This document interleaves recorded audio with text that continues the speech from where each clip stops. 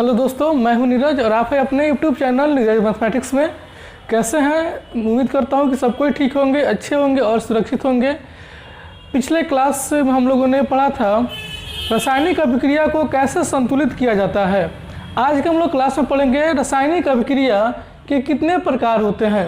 रासायनिक अभिक्रिया के प्रकार पढ़ेंगे टाइप्स ऑफ केमिकल रिएक्शन, जिसमें पहला हमारा पार्ट है, पहला हमारा है कम्युनिकेशन केमिकल रिएक्शन, संयोजन रासायनिक अभिक्रिया। देखिए नाम से ही कुछ पता चलता है कि संयोजन कर रहा है, कम्युनिकेशन कर रहा है, मिला रहा है, बहुत सारी चीज़ों को मिला के एक जगह पे रखा है, तो उसको हम लोग कहते हैं कम्युनिकेशन यानी कि संयोजन करना। संयोजन को अगर हिंदी में हम लोग देखें तो संयोजन का मतलब होता है जोड़ना। क्या होता है? जोड़ना, यानी कि बहुत से तत्वों या पदार्थों को हम लोग क्या करेंगे, इसमें जोड़ेंगे। तो अगर इसको हम विक्षेपण करें तो यही निकल के आ रहा है कि बहुत से तत्वों या पदार्थों को हम क्या करेंगे, मिला के एक पदार्थ को बना देंगे। इसलिए इसका परिभाषा हो जाएगा कि दो या दो से अधिक पदार्थों को मिलाकर एक नए पदार्थ का निर्माण होता है। इसका परिभाषा होता है दो या दो से अधिक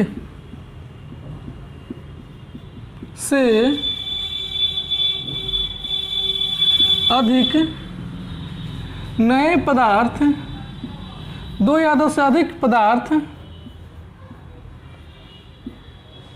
मिलाकर एक नए पदार्थ का निर्माण करता है। नया पदार्थ का निर्माण करता है। संयोजन रासायनिक अभिक्रिया कहलाता है।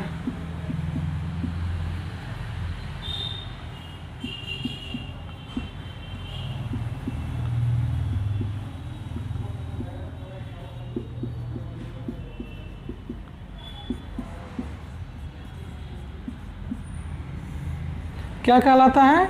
रासायनिक संयोजन रासायनिक अभिक्रिया कहलाता है। आप लोगों को परिभाषा समझ में आ गई। दो या दो से अधिक पदार्थ को मिलाकर एक नए पदार्थ का निर्माण करते हैं, उसे हम लोग क्या कहते हैं? संयोजन रासायनिक अभिक्रिया कहते हैं। जैसे अगर देखें हम लोग, जैसे देखें तो एक पदार्थ हमारा है H2 और दूसरा पदार्थ है O2, दोनों को मिला देते हैं तो H2O बन जाएगा। तो यह हमारा क्या हो गया? संयोजन हो गया, यानी कि दो छोटे छोटे पदार्थ को मिलाकर एक पदार्थ का, नए पदार्थ का निर्माण करते हैं, जिस नए पदार्थ का गुण जो होता है पुराने पदार्थ के गुण से भिन्न होता है। और अगर हम एग्जांपल देखें तो एक कार्बन को ले लेंगे और O2 को ले लेंगे, अगर इसको मिलाएंगे तो बनेगा CO2 यानी कि कार्बन डाइऑक्साइड। इसको हम लोग कहते हैं संयोजन अभिक्रिया। समझ में आ गया? कोई दिक्कत नहीं है। अब हम लोग पढ़ेंगे द्विविस्थापन अभिक्रिया, हम लोग पढ़ेंगे द्विविस्थापन या एकल विस्थापन। ठीक है, उससे पहले हम लोग कुछ और रिएक्शन को हम लोग जानेंगे कि और सारे रिएक्शन क्या होता है। चलिए आज हम लोग थोड़ा सा बुझे हुए चूने पर डिस्कस करेंगे। बुझा हुआ चूना जो काफ़ी इम्पोर्टेंट टॉपिक है हमारा। देखिए बुझा हुआ चूना, अभी हमने बताया कि हम लोग आज टॉपिक बुझे हुए चूने को भी डिस्कस करने वाले हैं। बुझा हुआ चूना एग्जाम में डायरेक्टली क्वेश्चन पूछता है, बुझा हुआ चूना का फॉर्मूला क्या होता है? तो आप लोग याद रखिएगा CaOH यानी कि CaOH2 होता है।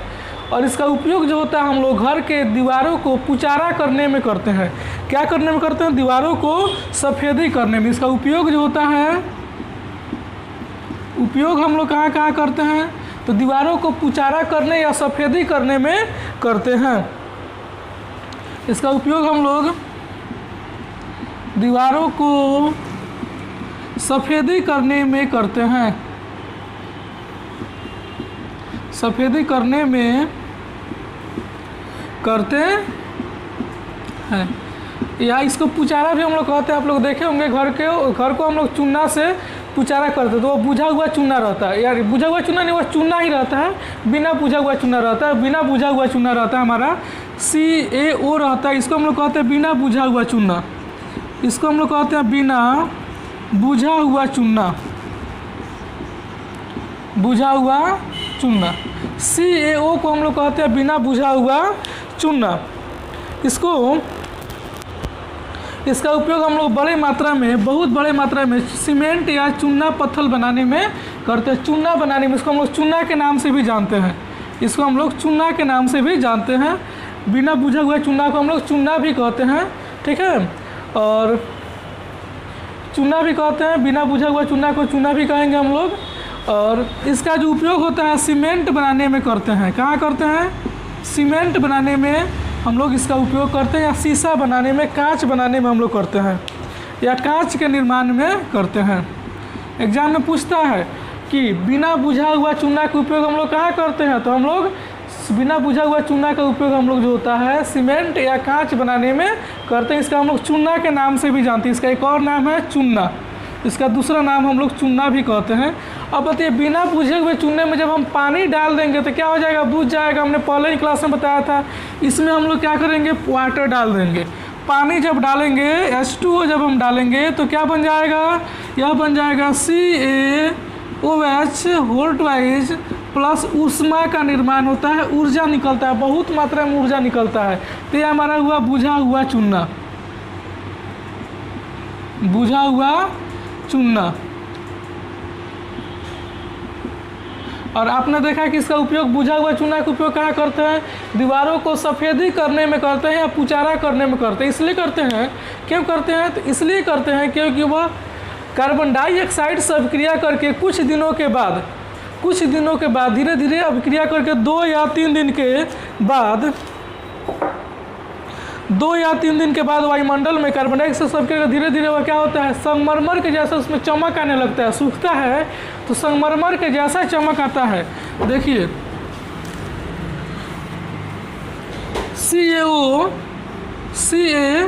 CaOH होल ट्वाइस में जब हम लोग यह कार्बन डाइऑक्साइड से अभिक्रिया करता है तो यह CaCO3 बनाता है। क्या बनाता है? CaCO3, और जल बनाता है।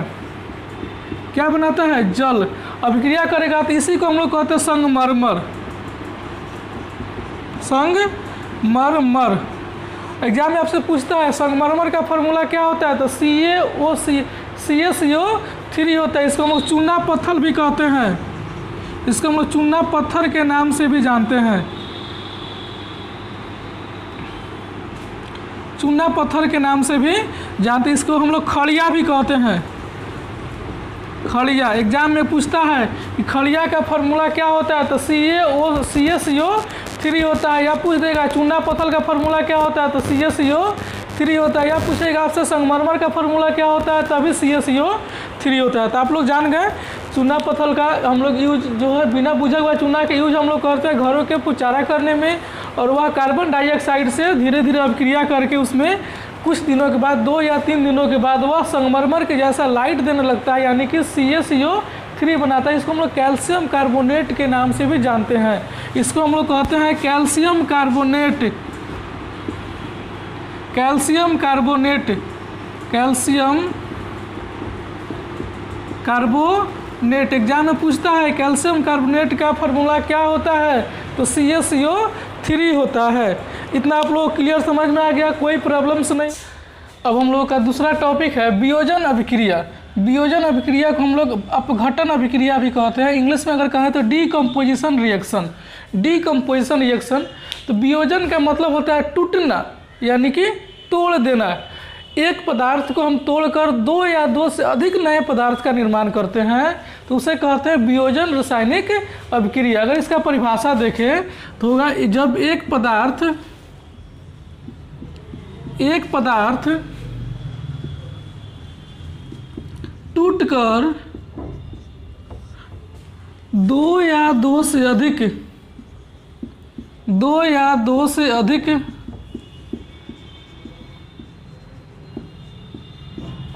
नए पदार्थ का निर्माण करता है।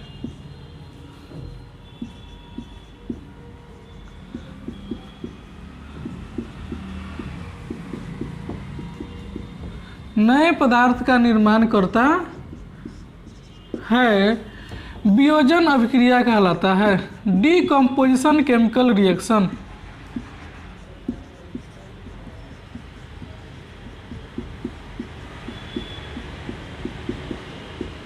क्या कहलाता है? वियोजन रासायनिक अभिक्रिया कहलाता है। तो किसे कहते हैं? तो जब एक पदार्थ टूटकर दो या दो से अधिक नए पदार्थ का निर्माण करता है तो उसे हम लोग वियोजन रासायनिक अभिक्रिया कहते हैं। कौन सा? जैसे अगर हम एग्जाम्पल देखें तो कैल्शियम कार्बोनेट को, अगर हम कैल्शियम कार्बोनेट को में उष्मा हम देते हैं, गर्म करते हैं, तो यह जो टूटता है, एक तो कैल्शियम AO में टूट जाएगा, CaO कैल्शियम ऑक्साइड में, और इसमें से कार्बन डाइऑक्साइड भी निकल जाएगा। CaO और CaO2 में हमारा क्या हो जाएगा? टूट जाएगा। तो आप लोग इसको अभी हम लोगों ने पढ़ा है कि इसका नाम है बिना बुझा हुआ चूना, बिना बुझा हुआ चूना, बुझा हुआ चूना। और इसको हम लोग कहते हैं संगमरमर यानी कि कैल्शियम कार्बोनेट कहते हैं, कैल्शियम कार्बोनेट। जब कैल्शियम कार्बोनेट को हम लोग तोड़ते हैं तो यह मेरा बिना बुझा हुआ चूना कैल्शियम ऑक्साइड और कार्बन डाइऑक्साइड में क्या होता है? टूट जाता है। तो ये आपका है वियोजन अभिक्रिया का एक अच्छा सा एग्जाम्पल। अब हम लोग नेक्स्ट एग्जाम्पल भी पढ़ेंगे बहुत सारे। चलिए नेक्स्ट एग्जाम्पल हम लोग पढ़ते हैं। नेक्स्ट डिफिनेशन तीसरा हमारा है, तीसरा विस्थापन या एकल विस्थापन अभिक्रिया, डिस्प्लेसमेंट या सिंगल डिस्प्लेसमेंट रिएक्शन। काफ़ी इंपॉर्टेंट है विस्थापन, यानी कि विस्थापित कर देना, किसी को हटा देना। विस्थापन को देखें तो विस्थापित करना का मतलब होता है किसी को हटाना। तो अगर हम इसका परिभाषा देखें, अच्छा से परिभाषा देखें, डिफिनेशन देखें, तो डिफिनेशन कहता है कि एक तत्व, क्या कहता है? एक तत्व दूसरे यौगिक तत्वों को हटाकर, दूसरे यौगिक के तत्वों को हटाकर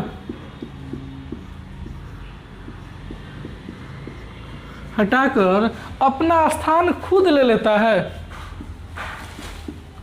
अपना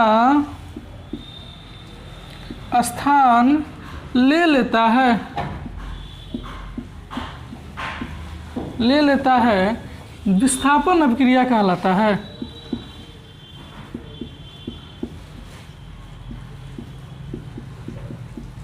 विस्थापन अभिक्रिया कहलाता है,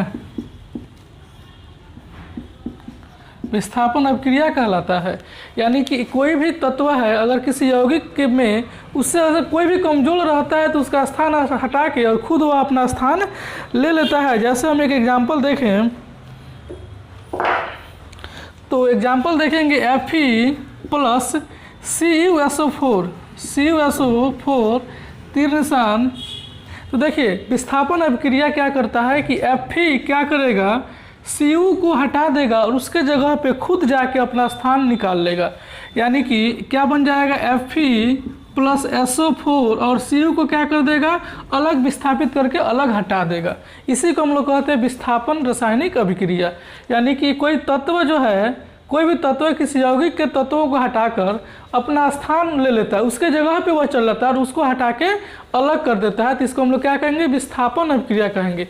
रही बात कि कौन किसको हटाएगा, तो आप लोग देखिए जो थोड़ा सा स्ट्रांग होता है, जो ताकतवर होता है, वह क्या करता है? कमजोर वाले को हटा देता है। तो इसके लिए हम लोग को पढ़ना होगा कि कौन सा अभिक्रियाशील, सबसे अभिक्रियाशील धातु कौन सा है। जो सबसे अभिक्रियाशील होता है वह कमजोर को क्या कर देता है? हटा के अलग कर देता है। यानी कि जो स्ट्रांग है, जो मजबूत है, वह क्या करेगा? कमजोर को हटा के अलग करेगा।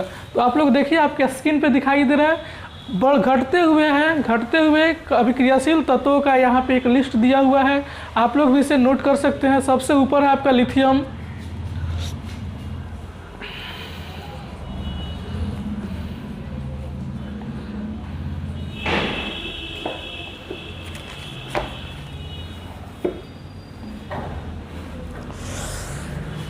देख रहे हैं आप लोग, सबसे ऊपर आपका है लिथियम, उसके बाद है सोडियम, उसके बाद पोटेशियम। यानी कि सबसे ऊपर क्या है? लिथियम है, उसके बाद पोटेशियम है, उसके बाद sodium, calcium, magnesium, aluminium, zinc, ferrous Fe और Sn दिया हुआ है, टिन दिया हुआ है, Pb, lead, copper mercury, AgAuPt और भी तत्व होता है। तो इस तरह करके पूरा दिया हुआ है। यानी कि सबसे ऊपर क्या है, लिथियम। तो लिथियम सबसे अभिक्रियाशील धातु है। उसके नीचे पोटेशियम, तो उससे नीचे होता है पोटेशियम, तो वह थोड़ा सा कम अभिक्रियाशील धातु है। उससे नीचे है सोडियम, तो उससे थोड़ा सा कम अभिक्रियाशील धातु है। सबसे पूछता है सबसे ज़्यादा अभिक्रियाशील कौन होता है, तो लिथियम। लिथियम के बाद होता है पोटेशियम, पोटेशियम के बाद होता है सोडियम, सोडियम के बाद कैल्शियम, कैल्शियम के बाद मैग्नीशियम, उसके बाद aluminium, zinc, ferrous, Sn, Pb, hydrogen, उसके बाद copper, Hg, Ag, Au, Pt, इस तरह करके घटते हुए असेंडिंग ऑर्डर में आपको दिया गया है तत्वों का अभिक्रियाशील का गुण। तो क्या करेगा बताइए कि Fe ऊपर है और Cu नीचे है, तो Fe क्या करेगा, Cu को हटा के उसका स्थान खुद ले लेगा। तो यह हमारा है एकल विस्थापन अभिक्रिया, इसमें कोई समस्या नहीं है। नेक्स्ट हम लोग पढ़ेंगे, नेक्स्ट हमारा है द्वि विस्थापन अभिक्रिया। इसको हम लोग नेक्स्ट क्लास में पढ़ेंगे। तब तक आप लोग जितने भी मेरे चैनल पे अभी नए हैं तो आप लोग शेयर सब्सक्राइब जरूर कीजिएगा और लाइक कमेंट करके जरूर बताइए कि आपका यह क्लास कैसा लगा, और सभी दोस्तों में फॉरवर्ड जरूर कीजिएगा मेरा क्लास। तब तक आज के लिए आप सबका तहे दिल से धन्यवाद।